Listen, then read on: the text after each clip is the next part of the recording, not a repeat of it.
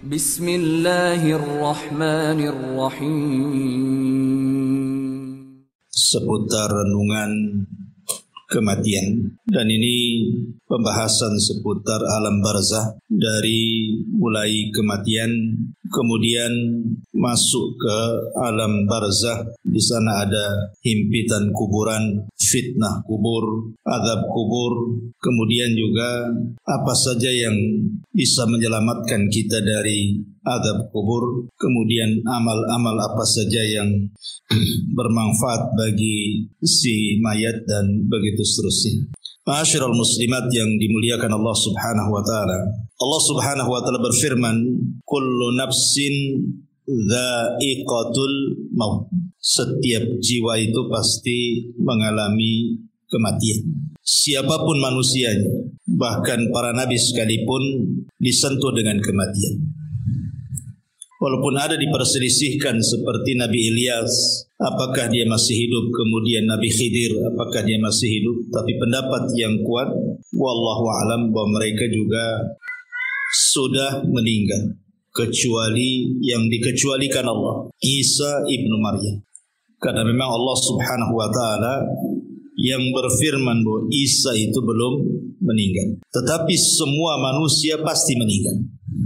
Hatta Isa sekalipun akan meninggal. Makanya ketika para ulama membahas kenapa Nabi Adam alaihi salatu wassalam diturunkan dari sorga ke bumi, supaya mengalami kematian. Sebab kalau Adam tetap di sorga, Adam tidak akan mengalami kematian. Karena sorga itu darul khulud, tempat memang dikekalkan di situ. Makanya Adam supaya disentuh dari kematian, hikmahnya adalah diturunkan dia dari sorga ke bumi. Makanya Adam pun disentuh dengan kematian, dan seluruh anak turunannya juga disentuh dengan kematian. Apalagi kematian itu kan sesuatu yang sudah ditakdirkan. Setiap manusia itu sudah ada takdir, dan semakin jauh periode Adam sampai ke umat Rasul kita Muhammad sallallahu alaihi wasallam, maka usia manusia juga semakin pendek. Terlebih Nabi sallallahu alaihi wasallam membatasi dengan kalimat a'maru ummati bainas sittina wa sab'in, bahwa usia umatku itu berkisar antara 60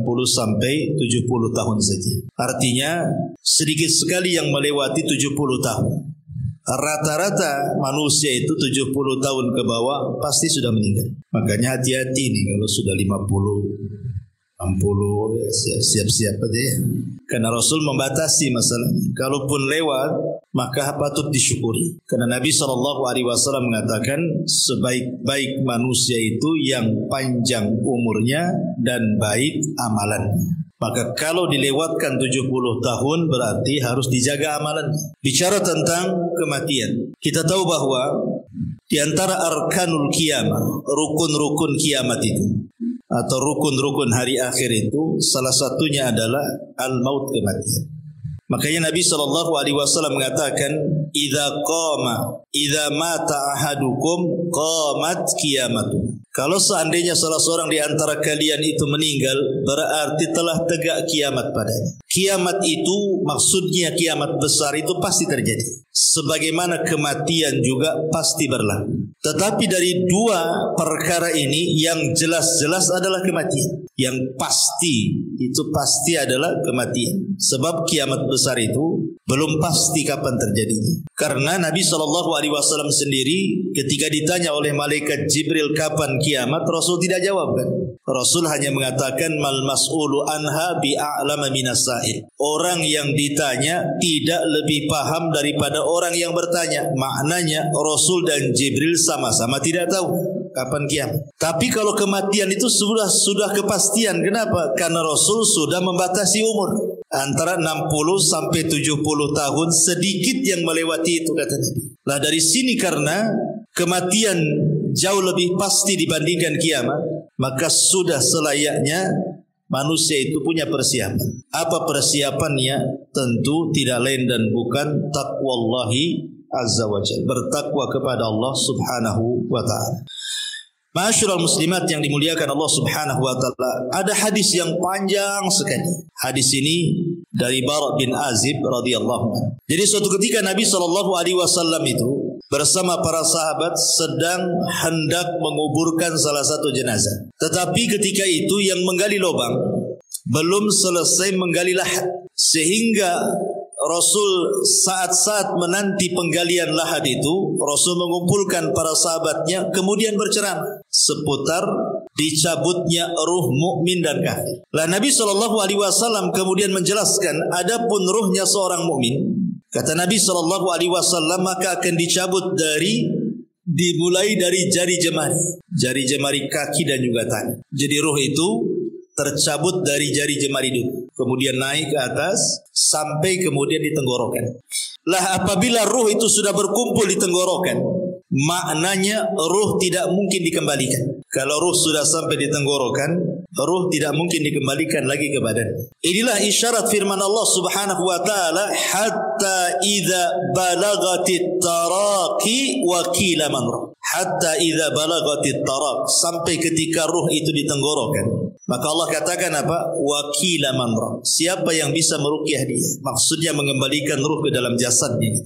Tidak ada. Dari sini Rasul mengatakan bahwa tobat seorang hamba tertutup dan tidak ada guna apabila ruh sudah sampai di tenggorokan. Kata Nabi SAW, innallaha yakbalu taubata abdin ma lam yugharghir. Allah itu masih menerima tobatnya seorang hamba sebelum ruh berada di tenggorokan. Kenapa demikian? Karena tadi ruh tidak bisa dikembalikan. Makanya ada dua waktu tobat itu diterima. Pertama, ruh belum mengumpul di tenggorokan. Yang kedua, matahari belum terbit dari arah barat. Kalau dua perkara belum terjadi, maka ada kesempatan tobat. Tapi kalau dua waktu sudah terjadi, maka tobat tertutup. Kemudian Nabi SAW mengatakan, apabila ruh dicabut itu tabi'ahul basar. Jadi pandangan kita mengikuti. Ruh itu kan keluar dari mulut kita, kemudian keluar, nanti mata ini mengikuti ruh tercabut. Makanya setiap orang yang meninggal pasti melotot matanya karena mengikuti pandangannya. Makanya disunahkan ditutup supaya tidak mengenakuti orang. Lah disitulah Allah Subhanahu wa taala mengutus malakul maut dan rusulul maut. Jadi ada dua malaikat. Pertama malakul maut yang memang tugasnya hanya mencabut nyawa, dan malakul maut itu bukan satu malaikat seperti Jibril, satu malaikat kan, Mikail satu malaikat, Israfil satu malaikat. Malakul maut ini jumlahnya banyak, karena setiap hari yang mati itu kan bukan satu orang. Satu dunia ini bisa ratusan bahkan ribuan. Kalau terjadi bencana seperti kemarin di Turki kan, itu bisa ribuan dalam satu hari. Kemudian yang kedua ada namanya rusulul maut. Seperti Allah Subhanahu wa taala mengatakan tawaffathum rusuluna. Maka Allah Subhanahu wa taala mewafatkan mereka dengan mengutus rasul-rasul kami. Lalu apa tugasnya rasul-rasul maut itu? Malaikat-malaikat utusan kematian itu. Ada yang menyiapkan kain kapan dari sorga, kalau dia ruhnya seorang mukmin.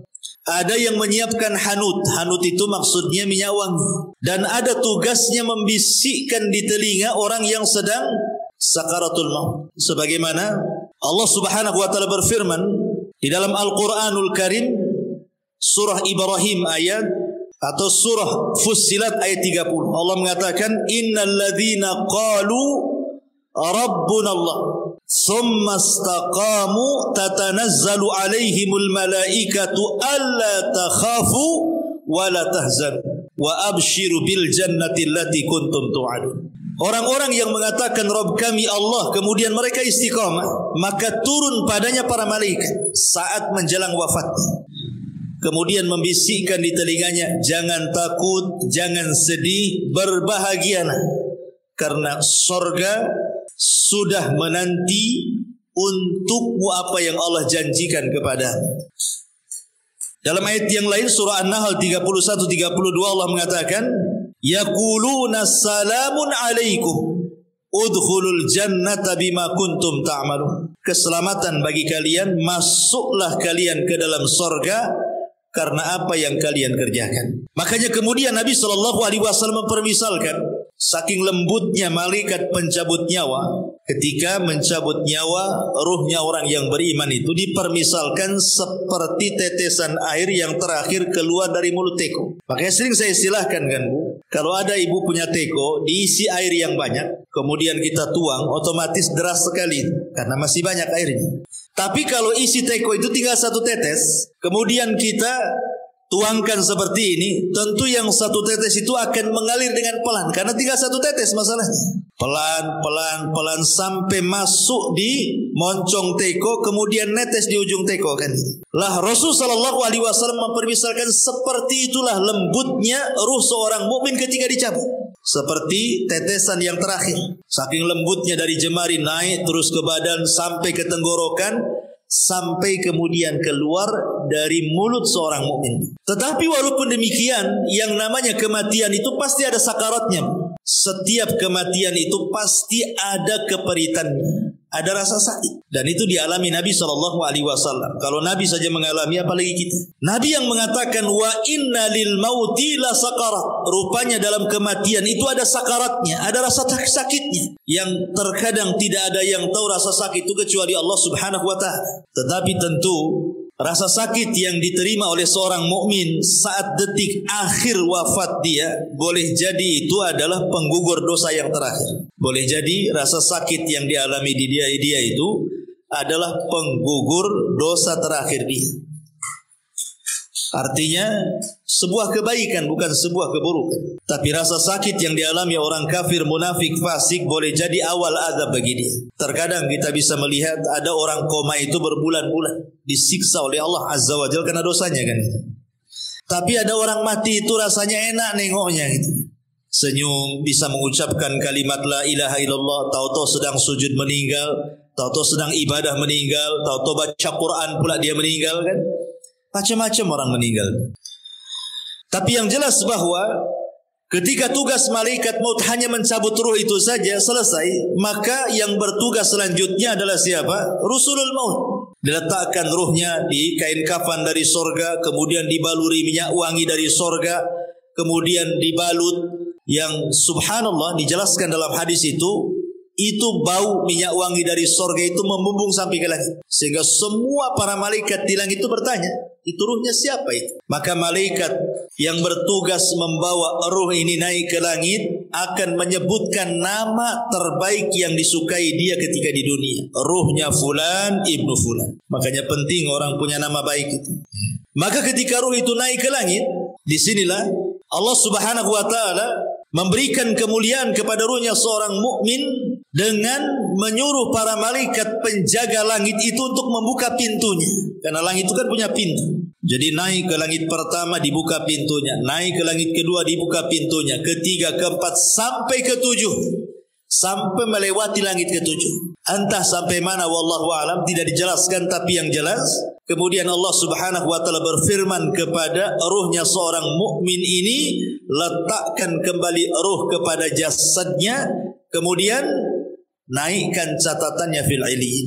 Artinya ruhnya seorang mukmin itu akan berjumpa dengan Allah, dan perjumpaan kita dengan Allah itu di 4 tempat kan sudah saya jelaskan. 2 di dunia dan 2 di akhirat. 2 di dunia, yang pertama saat sholat. Itulah saat perjumpaan kita dengan Allah. Sebenarnya saat sholat itu adalah saat perjumpaan kita dengan Allah. Karena Allah yang mengatakan, wa innaha lakabiratun illa 'alal khashiin. Sholat itu berat kecuali bagi orang-orang yang khusyuk. Kemudian Allah tafsirkan sendiri dalam Al-Quran, siapa orang-orang yang khusyuk itu? Alladzina yadhunnuna annahum mulaqu rabbihim. Orang-orang yang yakin bahwa mereka sedang berjumpa dengan Allah. Kemudian yang kedua, ini saat sakaratul maut ini.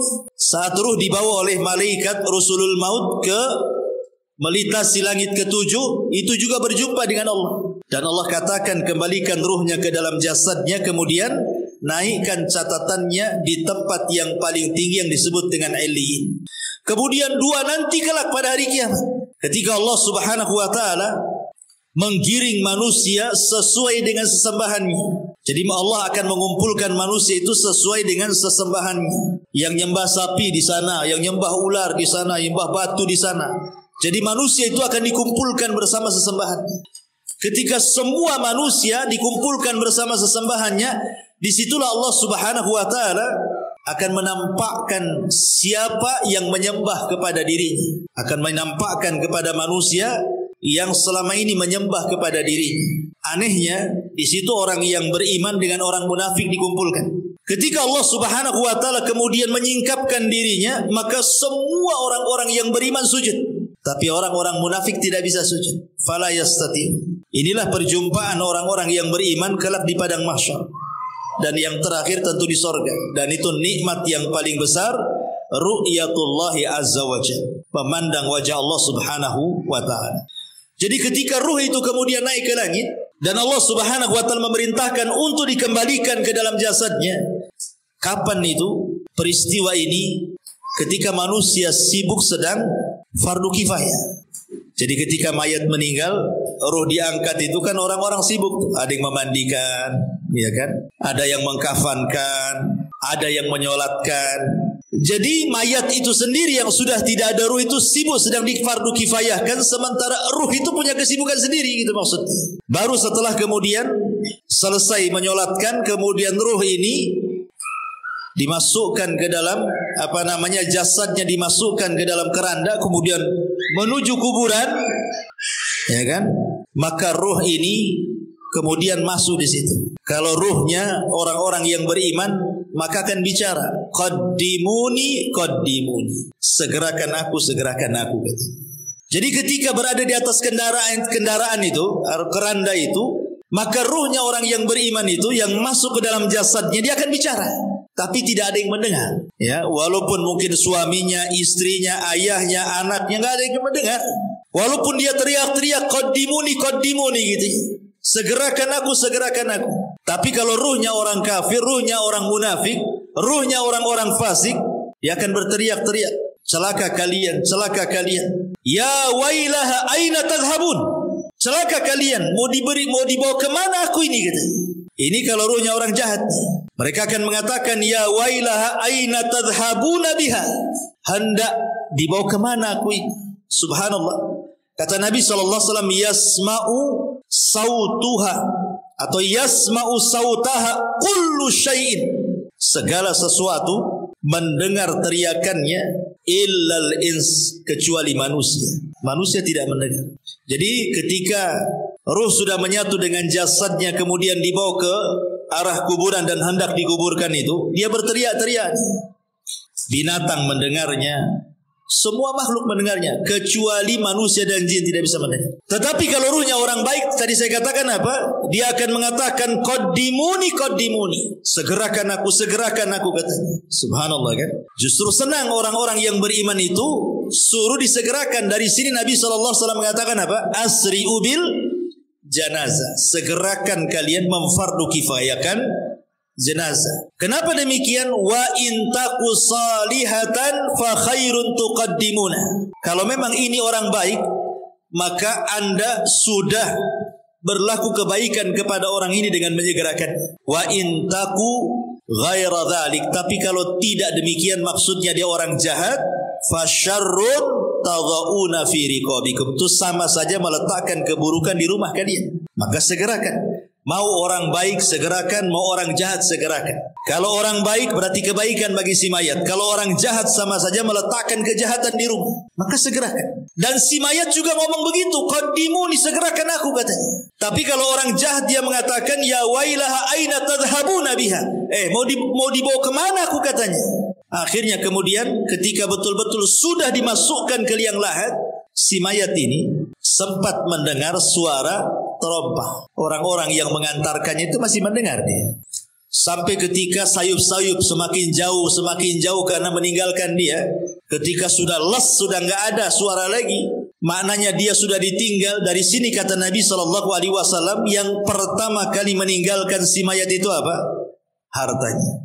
Yang pertama kali meninggalkan si mayat itu hartanya. Baru setelah itu keluarganya. Makanya Nabi SAW mengatakan dalam sebuah hadis seperti itu. Jadi yang pertama berpisah dari si mayat itu hartanya dulu. Coba sekaya apapun orang mati itu, kalau dia sudah meninggal, tetap saja kain kafannya yang murah kan itu. Walaupun dia miliarder sekalipun, tetap saja kain kafannya yang murah, yang putih. Tidak ada juga orang kaya dikafani dengan kain kafan yang mahal kan. Dari sini hartanya terputus. Percuma punya uang tapi juga tidak bisa digunakan. Kemudian yang kedua keluarganya.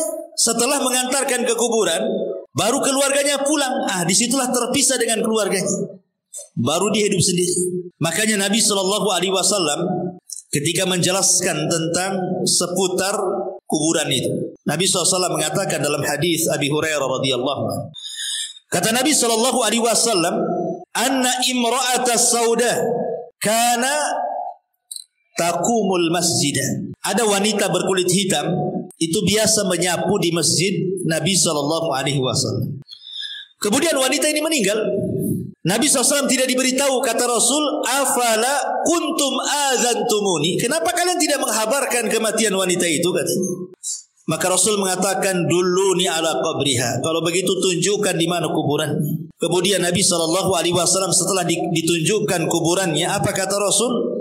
Inna hadhil kubur mamlu'atun zulmatun ala ahliha wa inna Allah azza wa jal yunawwiruha lahum bisalati alaihim. Kata Nabi SAW, sesungguhnya kuburan-kuburan ini dipenuhi dengan kegelapan-kegelapan bagi para penghuninya, dan sesungguhnya Allah Subhanahu wa taala menyinarinya bagi mereka dengan salatku terhadap mereka. Dari sini kita tahu bahwa orang masuk kuburan itu gelap, sangat gelap gitu ya. Karena Rasul yang mengatakan bahwa kuburan-kuburan ini penuh dengan kegelapan. Bukan hanya penuh dengan kegelapan, Bu ya, tapi penuh dengan ketakutan. Dan itu disebutkan dari Hani radhiyallahu an, budaknya Utsman ibn Affan radhiyallahu an.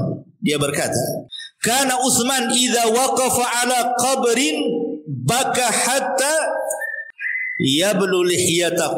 Kebiasaan Utsman, kata Hani ini, jika berhenti di sebuah kuburan, beliau menangis sampai tangisannya membasahi janggut. Faqila lahu, maka dikatakan kepadanya, tudzakirul jannata wan nar fala tabki wa tabki min hada. Wahai Utsman, kau diingatkan dengan surga dan neraka tak menangis, tetapi diingatkan dengan kuburan menangis pula. Apa jawaban Utsman?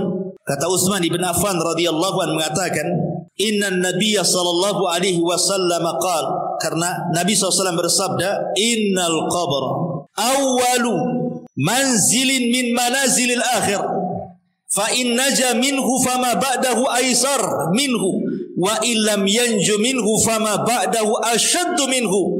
Qala wa qala an-nabiy sallallahu alaihi wasallam ma ra'aitu mandaran qad illa al-qabru afda'u minhu, kata Rasul. Kata Utsman ibn Affan radhiyallahu anhu, aku pernah mendengar Nabi sallallahu alaihi wasallam bersabda, kubur ini adalah persinggahan pertama dari persinggahan-persinggahan akhirat. Bila seseorang selamat dari keburukan kubur, maka setelahnya lebih mudah baginya. Tapi bila dia tidak selamat dari keburukan kubur, maka setelahnya lebih berat. Kemudian Utsman mengatakan, sungguh aku pernah mendengar Rasul mengatakan, aku tidak melihat satu pemandangan pun yang lebih menakutkan dibandingkan kuburan, kata Rasul. Jadi kuburan ini menakutkan dan juga menggelapkan. Lah ketika kemudian si mayat ini sedikit demi sedikit kan sudah hilang suara terompah yang didengar yang mengantarkannya itu. Disitulah datang dua malaikat yang disebut dalam hadis itu namanya Munkar dan juga Nakir. Apa yang dilakukan Munkar dan Nakir? Kata Nabi dalam hadis Bara bin Azib ini, fayatihi malakani. Kemudian dua malaikat datang kepadanya, fayajlisanihi, maka mendudukkan si mayat itu yang sudah ditiupkan roh itu tadi. Fayaqulani lahu, maka keduanya akan membentak dan mengatakan, man rabbuk, siapa Rabb? Fayaqul, karena dia orang yang beriman, dia mengatakan, Rabbi Allah, Rabbku Allah.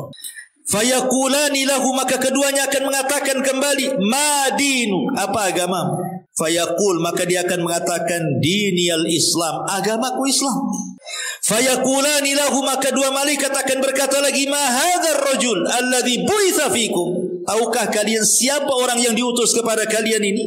Fayaqul, karena dia orang yang beriman, dia mengatakan, huwa Rasulullah sallallahu alaihi wasallam, dia adalah Rasul sallallahu alaihi wasallam Muhammad ibn Abdullah alaihi salatu wassalam. Kemudian malaikat tadi berkata lagi, wa ma yudrik, bagaimana kau tahu dia Rasulullah? Kok bisa kamu tahu dia Rasulullah? Fayaqul, maka dia mengatakan, qara'tu kitab Allah fa amantu bihi wa saddaqtu, aku membaca Al-Quran, ku beriman dengan Quran, ku benarkan Quran. Fayunadi munadin fis sama. Ketika dia bicara seperti itu, maka tiba-tiba ada penyeru dari langit, ang sadaqa abdi, hambaku telah benar. Hambaku telah benar dengan jawabannya. Apa yang terjadi? Karena hambaku telah benar, maka fafrishuhu minal jannah wa albisuhu minal jannah waftahu lahu baban minal jannah. Lapangkan kuburannya, hantarkan pakaian dari sorga, buka pintu-pintu sorga kepadanya. Kemudian dikatakan fayatihi min rauhiha wa tibiha. Maka tiba-tiba ketika pintu sorga itu dibuka, semerbak harum dari sorga itu kemudian masuk ke dalam kuburannya. Kuburannya menjadi harum. Kemudian ketika itu wa yufsahu lahu fi qabrihi madda basarihi. Tiba-tiba kuburannya diluaskan sejauh mata memandang. Jadi kalau ibu naik di atas ketinggian, kemudian melihat gitu ya, sampai di mana, itulah maksudnya sejauh mata memandang itu. Tapi dalam riwayat yang lain, diluaskan itu 70 hasta kali 70 hasta. Luasnya kuburan itu diluaskan. Tentu ini alam gaib ya bukan Bu? Karena sehebat apapun alat dunia, anggaplah dipasang CCTV sekalipun, ya tetap saja segitu. Coba saja taruh CCTV, pantaulah itu di CCTV itu. Apakah dia menyempit ataukah melebar, ya tetap saja segitu kan. Artinya bahwa alam kubur ini bagian daripada alam gaib. Kenapa kita tidak tahu dan kita tidak bisa memprediksi kan bahwa kuburan ini meluas atau menyempit? Karena antara alam dunia dan alam kubur itu ada namanya barzah. Maka disebut alam barzah. Barzah itu tembok penghalang antara alam dunia dan alam kubur itu. Makanya Allah mengatakan dalam Al-Quran itu bahwa di situ terdapat barzakhun ila yaumil yub'atsu. Ada barzah pemisah antara dunia dan alam kubur sampai hari dibangkitkan. Ma'asyiral muslimat yang dimuliakan Allah Subhanahu wa taala, apa yang terjadi setelahnya? Setelah kuburannya diluaskan sejauh mata memandang, subhanallah, wa ya'tihi rajulun hasanul wajhi. Tiba-tiba datang seseorang indah pakaiannya. Hasanul thiyab, indah wajahnya. Hasanul wajhi, indah wajahnya. Hasanul thiyab, indah pakaiannya. Tayyibur rihi, sangat harum baunya. Fayaqul, dan dia mengatakan, abshir billadhi yasurruka hadha yaumuka alladhi kunta tu'ad. Kemudian orang ini mengatakan, berbahagialah, berbahagialah katanya, dengan apa yang menyenangkan dirimu. Inilah hari yang engkau tunggu selama ini katanya. Kemudian dia mengatakan, si mayat ini, man anta, siapa kamu? Fawajhukal wajhu yaji'u bil khairi. Aku lihat wajahmu mendatangkan kebaikan. Siapa kamu ini, sudah berbuat baik menemani aku di kuburan ini gitu.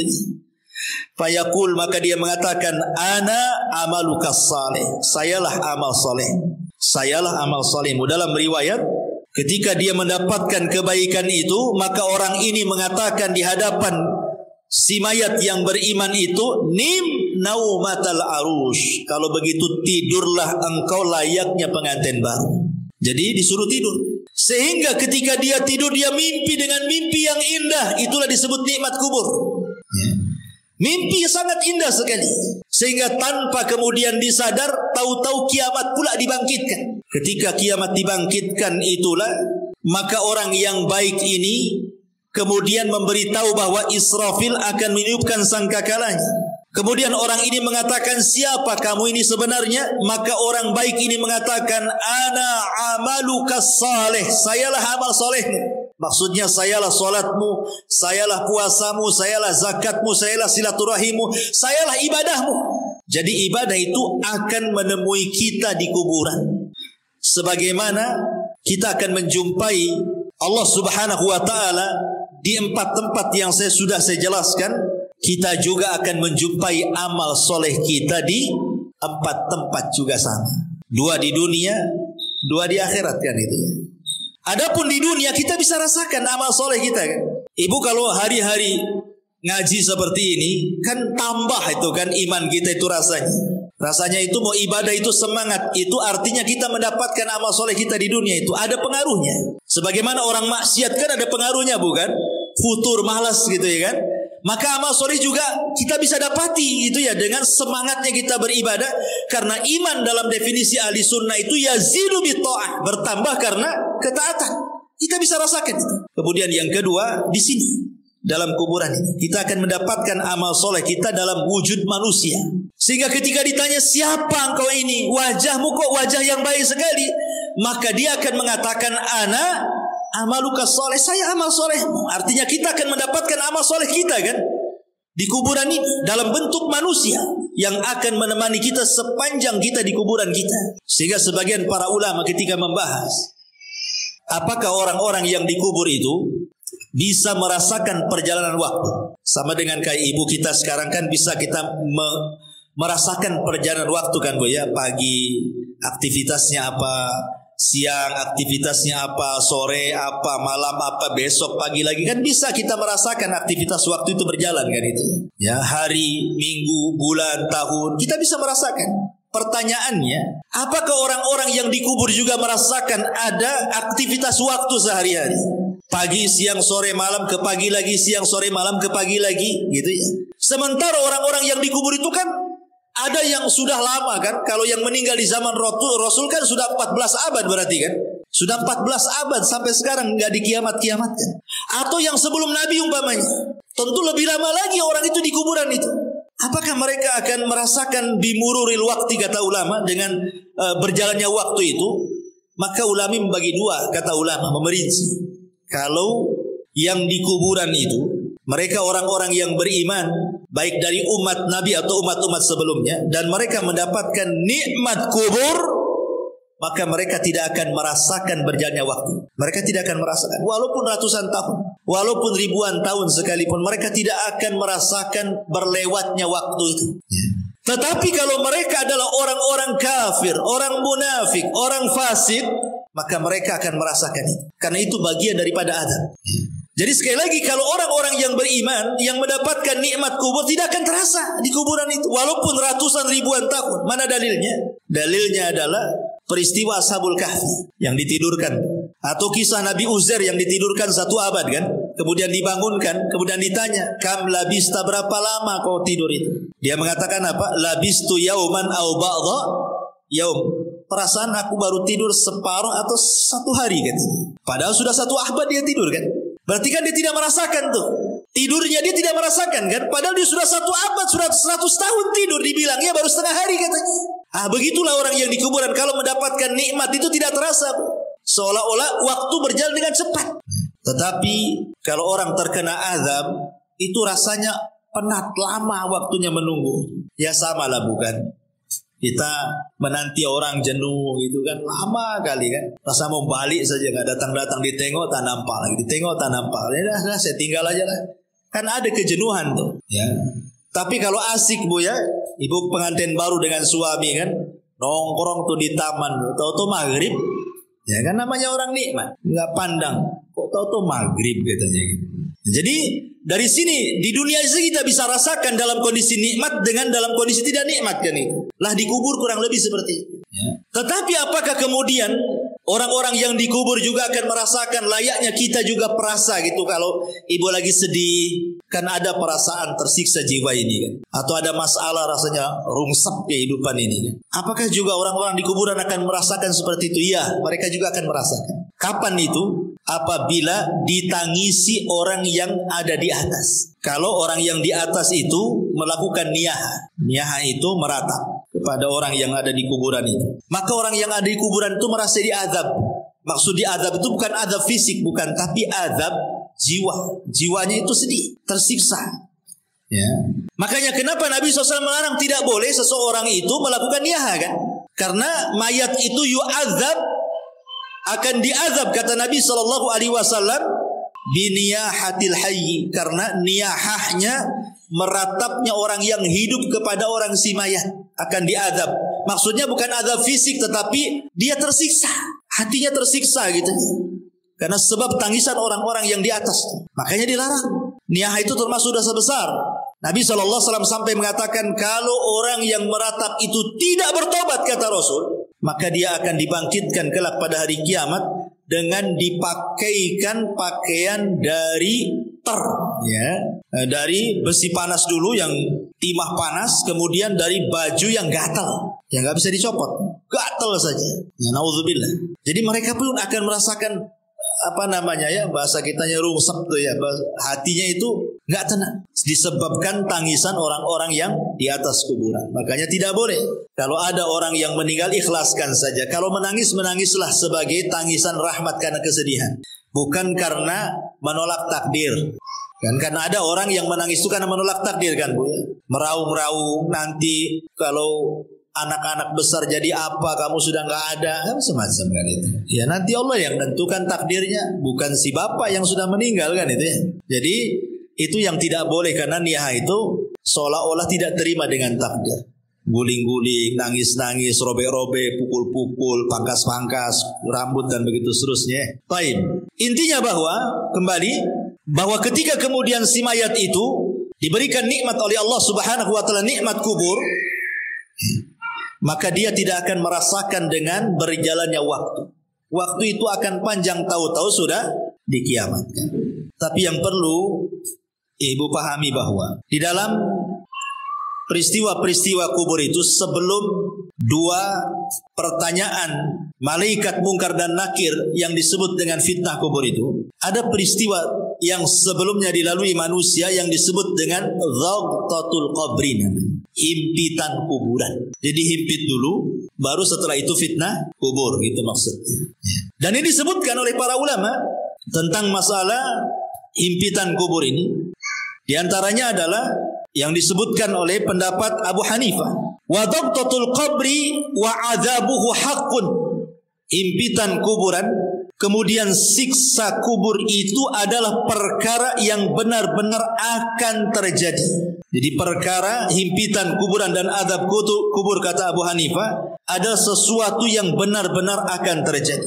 Bahkan Al-Imam Al-Muzani rahimahullah ta'ala beliau mengatakan summa hum ba'da dhagtati fil kuburi musa'alun. Kemudian mereka setelah dihimpit dalam kuburan, baru kemudian mereka akan ditanya. Dari sini kita tahu bahwa sebelum proses pertanyaan dua malaikat mungkar dan nakir, ada peristiwa namanya dhagtatul qabri, himpitan kuburan.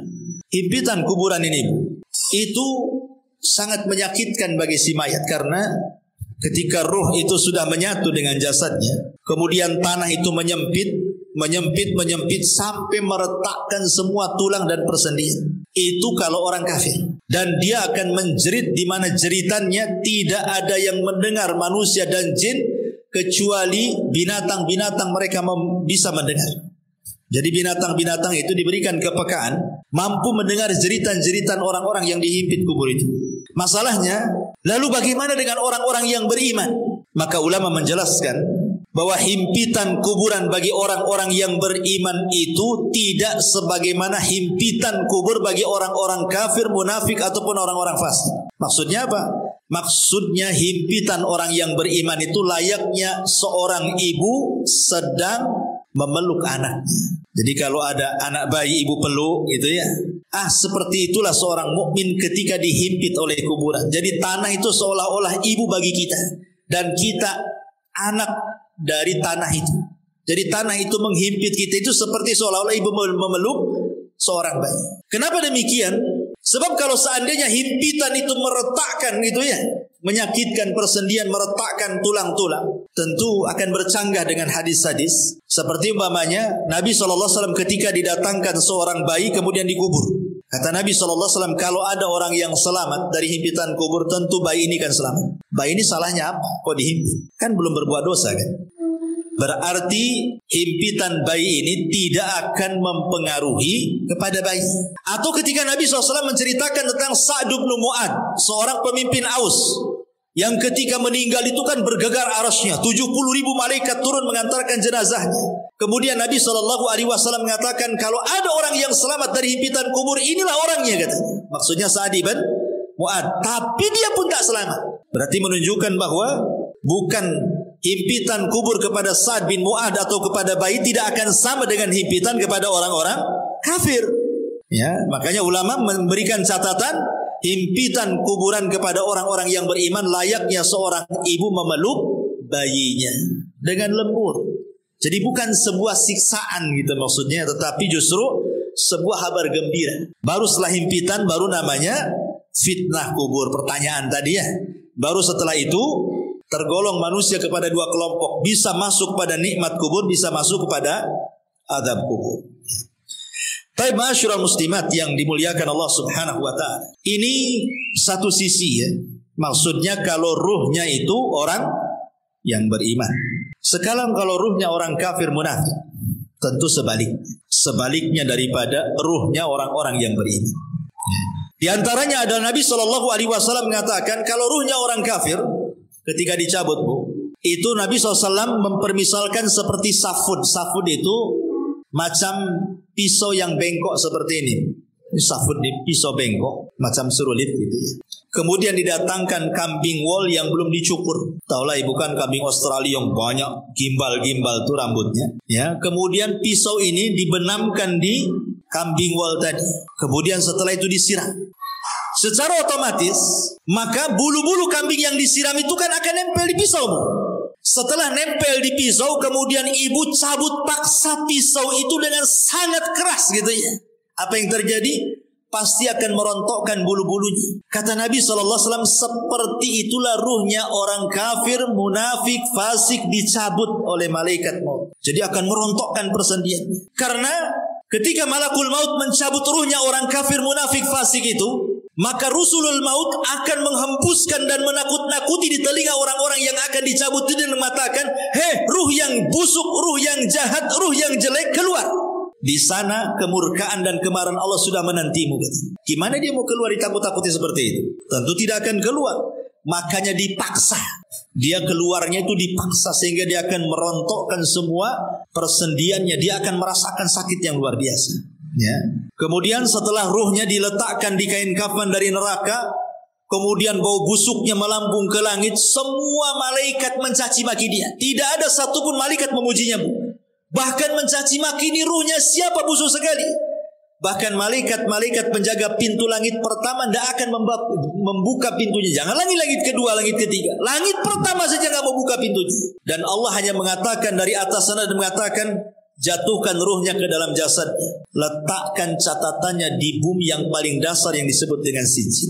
Coba bayangkan. Ruh itu dilempar sama malaikat. Tidak dihantar. Sehingga ketika ruh itu menyatu dengan jasadnya itu, ibarat ibu jatuh dari ketinggian tuh. Gebuk gitu ya. Gimana rasanya? Seperti itulah rasanya. Sehingga rasanya tulang ini patah semua. Karena yang merasakan sakit itu bukan jasad ruh. Kalau ruh dicabut walaupun ibu dicabik-cabik jasadnya, dipotong-potong, dimutilasi, dicongkel matanya, dipotong telinganya, dicabut jarinya, nggak akan merasakan sakit kalau ruhnya dicabut. Tapi kalau ruhnya dikembalikan, itulah sakit yang dialami itu, bagaikan dia jatuh dari ketinggian, itu yang dia rasakan. Ya. Sudah itu pula kemudian tiba-tiba dihimpit kuburan gitu, retak semuanya kan. Sudah jatuh dari ketinggian, dihimpit dengan kuburan, makin retak semuanya lah.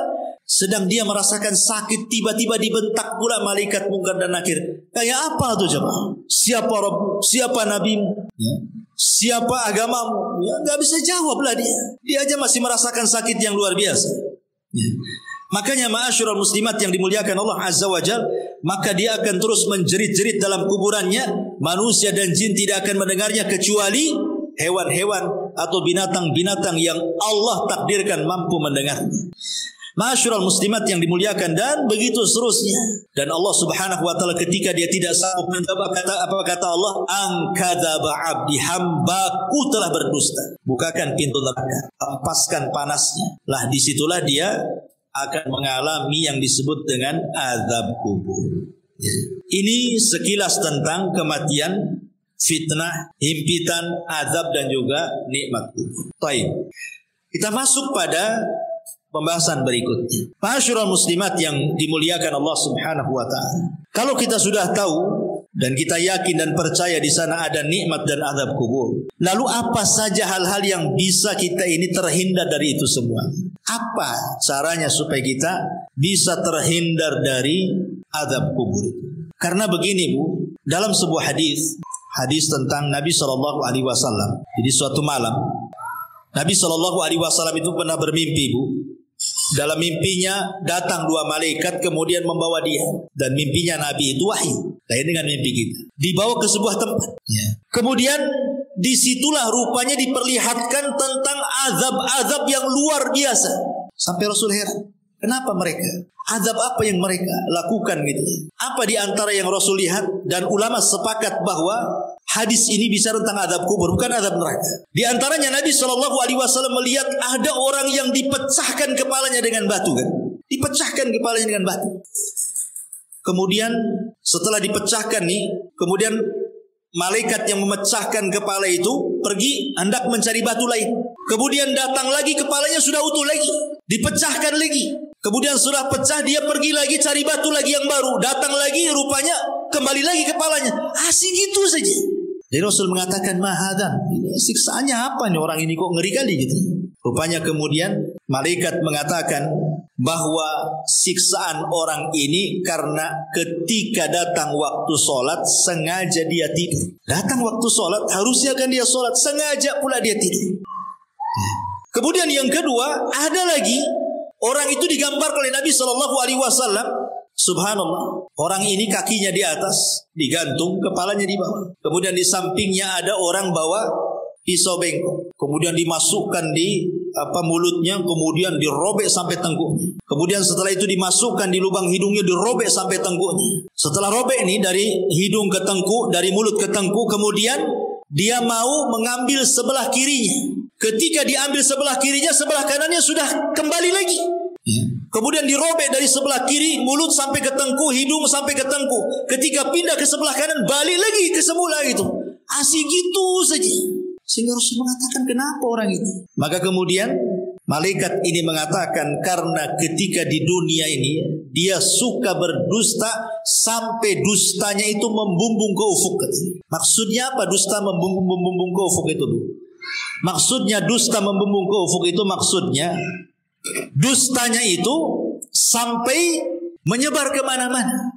Dahulu orang berdusta menyebar itu kan sulit Bu. Pamannya kita mau berdusta, untuk menyebar di satu puskopkar ini agak sulit karena kan dari mulut ke mulut. Tapi kalau sekarang ini kita nulis di medsos saja sebuah berita hoax, itu sudah menyebarkan satu dunia bukan?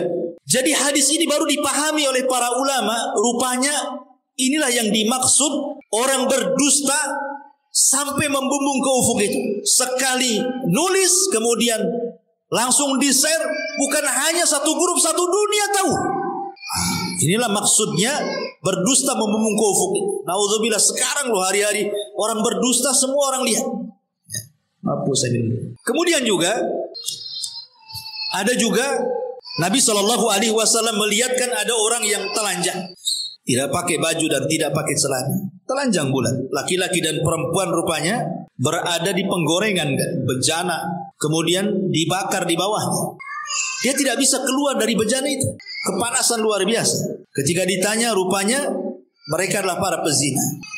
Kemudian Rasul melihat lagi ada danau semua darah, bukan air tapi darah. Jadi ada orang yang berenang di tengah tuh, berusaha ke pinggir tidak bisa karena setiap ke pinggir ada malaikat yang menyuapkan dengan batu. Akhirnya ke tengah lagi, ke pinggir disuapin batu lagi, ke tengah lagi. Tersiksa orang ini. Ketika ditanya, rupanya mereka adalah para pemakan riba. Ya. Kemudian juga ada separuh jasadnya bagus, separuhnya jelek. Jadi jasad kesininya cantik, kesininya busuk gitu ya. Ada dua wajah gitu ya, dua badan. Satunya jelek, satunya bagus gitu ya.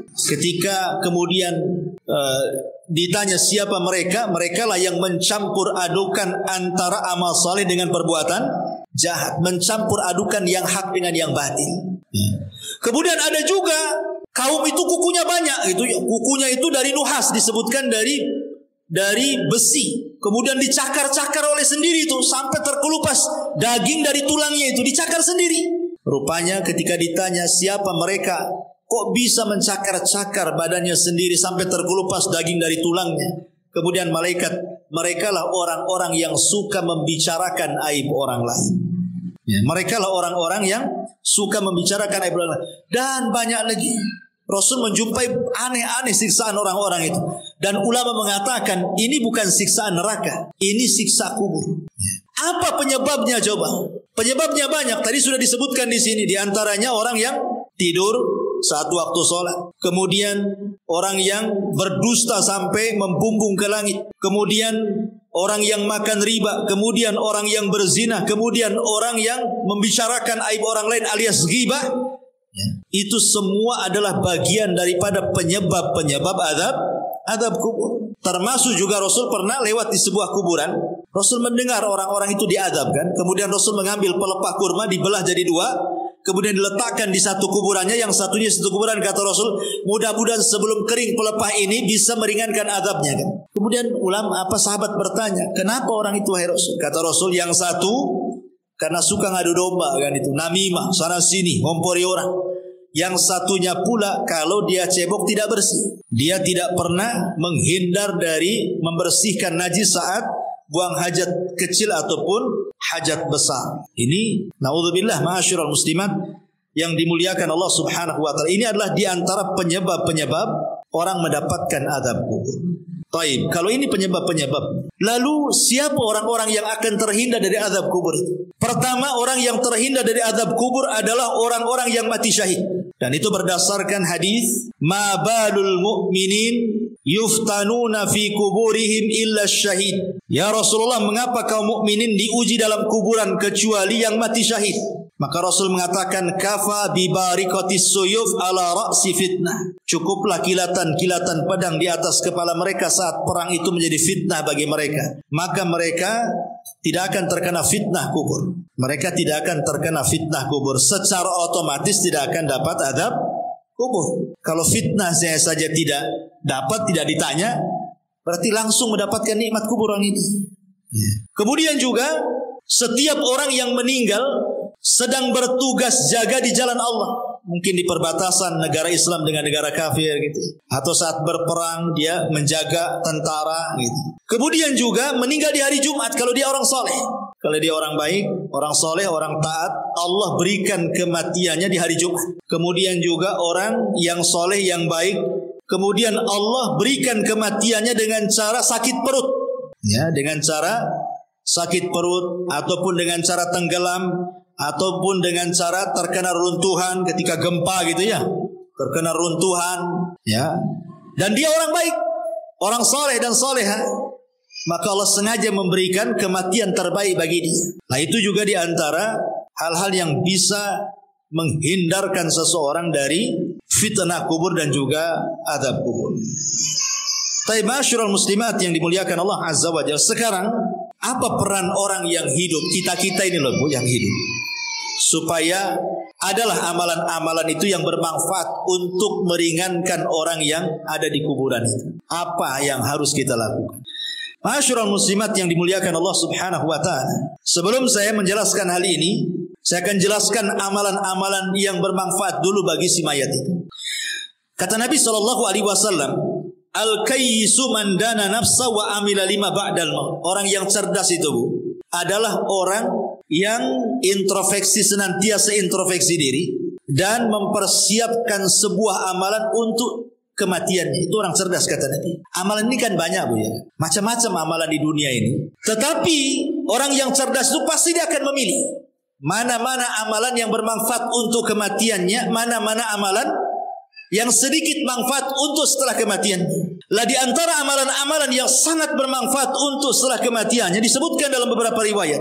Pertama, ketika Nabi sallallahu alaihi wasallam bersabda dari hadis Muslim, "Idza mata ibnu Adam in qata amaluhu illa min thalathin. Sadaqatin jariyah aw ilmin yuntafa'u bihi aw waladin salihin yad'u lahu." Apabila anak Adam meninggal dunia, terputus amalnya kecuali 3 perkara. Sedekah yang mengalir, ilmu yang bermanfaat, atau anak saleh yang mendoakan orang tuanya. Hadis yang kedua, hadis dari Abu Hurairah radhiyallahu anhu yang dikeluarkan Imam Ibnu Majah. Rasul mengatakan, "Inna mimma yalhaqul mu'min min amalihi wa hasanatihi ba'da mautihi."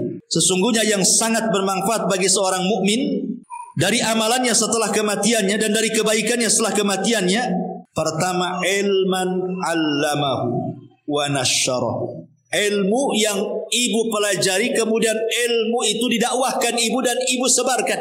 Sekarang kan mudah menyebarkan ilmu kan, di tangan ibu kan ada handphone nih, pamannya sekarang ngaji, ibu rangkum, kemudian ibu tulis, kemudian ibu share di grup-grup. Kan sama dengan menyebarkan ilmu. Daripada ilmu selfie nggak jelas kan, bagus kita nyebarkan ilmu gitu ya, jelas manfaatnya setelah kematian. Wa waladan salihan tarakahu, atau anak soleh yang ibu didik. Ibu didik sehingga anak ini menjadi anak yang soleh. Tidak mesti anak sendiri, entah anak saudaranya, entah anak orang, ibu ambil angkat, ibu didik sampai dia paham agama, kemudian ibu meninggal dan dia mendoakan, maka itu sangat bermanfaat. Wa mushafan warathahu, atau ibu mau wakaf mushaf, beli mushaf di pasar 1-2 mushaf, cari masjid yang nggak ada mushafnya, taruh di situ supaya orang baca. Ya. Atau mungkin ada saudara-saudara kita yang belum punya mushaf, ya ibu bisa datang ke orang-orang yang gak punya mushaf, ibu belikan mushaf, ibu kasih dia supaya baca. Itu sangat bermanfaat. Au masjidan bana, atau masjid yang sedang dibangun, ibu ikut nyumbang supaya cepat terbangun masjidnya. Au baitan libni sabil bana, atau ibu sengaja buat kos-kosan 5 pintu, yang 2 dikontrakkan, yang 3 sengaja bagi orang-orang yang tamu-tamu yang dari jauh yang cari pekerjaan gitu ya. Nah, kasihlah kontrak tanpa bayar, sebulan gratis, 2 bulan gratis, 3 bulan gratis, sampai dia punya pekerjaan umpamanya. Alhamdulillah. Ya.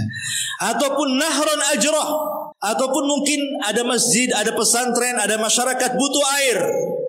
Nah, ibu danai buat sumur bor atau beli air atau apa.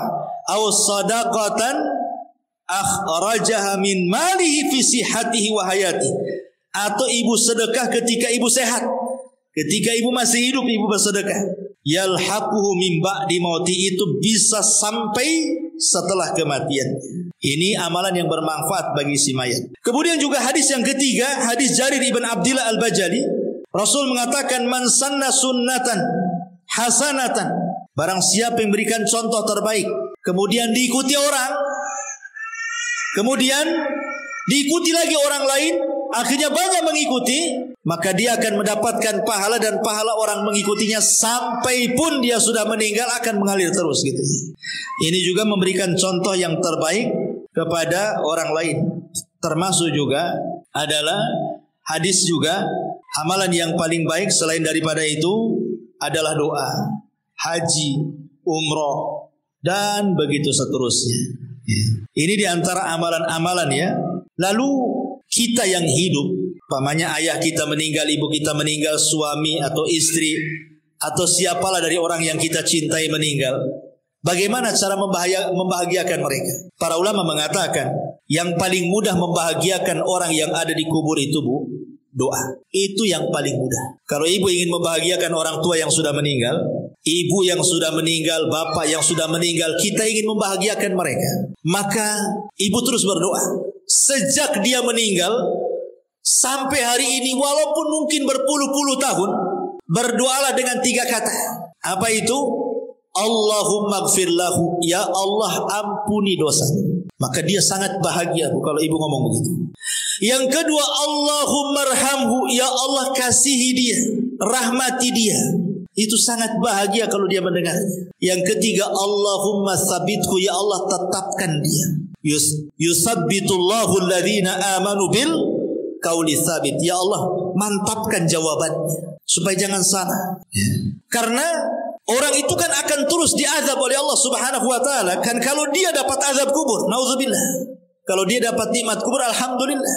Lah orang-orang yang diazab itu mereka juga menunggu-nunggu kita gitu ya, doa-doa kita itu. Karena itu bisa meringankan azab mereka. Dengan kita berdoa kepada Allah, ya Allah ampuni dosa dia, rahmati dosa dia, mantapkan dia ya Allah, berikan dia kemudahan di situ. Itu sangat bahagia si mayat itu. Bahagia sekali. Termasuk juga yang kedua setelah doa, sedekah. Sedekah itu membahagiakan orang mati. Ibu ada uang, nampak ada masjid, saya sedekah untuk orang mati. Nampak ada orang fakir miskin, anak yatim, sedekah untuk orang mati. Nampak ada orang yang perlu kita bantu, sedekah untuk orang mati. Dan begitu seterusnya, Bu. Itu sangat bahagia orang si mayat. Itu sebenarnya yang bisa membahagiakan orang yang sudah mati. Doa dan sedekah. Itu yang sudah jelas-jelas. Ya, adapun yang lain kan jadi perselisihan para ulama, seperti baca Quran itu jadi khilaf ulama. Nah, kita kan cari yang jelas-jelas saja, yang tidak ada khilaf ulamanya di situ. Ya. Jadi itu diantara hal-hal yang bermanfaat bagi si mayat yang paling penting adalah doa dan juga sedekah. Dan ingat, jangan sampai niyah. Itu akan menyakiti hati dia. Jangan sampai niyah, merata. Makanya kenapa dalam Islam itu wanita dilarang sering-sering datang kuburan kan? Bahkan Rasul mengatakan la'anallah zawarat, dalam riwayat zuwarat al-kubur. Allah melaknat wanita-wanita yang suka ziarah kubur. Maksudnya suka ziarah kubur ini karena bahasanya pakai siagul mubalaghah. Zuwarat atau zawarat itu menggunakan siag al-mubalaghah, artinya yang sering-sering. Boleh sekali-kali tapi jangan sering-sering. Karena sering-sering ziarah kubur itu akan menggugah sehingga orang itu takut meratap. Ya, meratap itulah yang tidak boleh. Makanya cukuplah para wanita ini berdoalah dalam solat-solat, dalam sujud, terutama dalam sujud ya. Itu yang paling efektif dalam sujud, karena kedekatan kita dengan Allah itu saat sujud. Minta saat sujud. Minta saat sepertiga malam. Itu sangat bahagia orang-orang yang ada di kuburan dengan doa-doa kita kepada mereka. Dan itu yang dinanti-nanti. Nah, ini juga di antara hal-hal yang berkaitan dengan hal-hal yang bisa membahagiakan mereka. Wallahu alam, saya kira cukup. Sudah hampir setengah 12.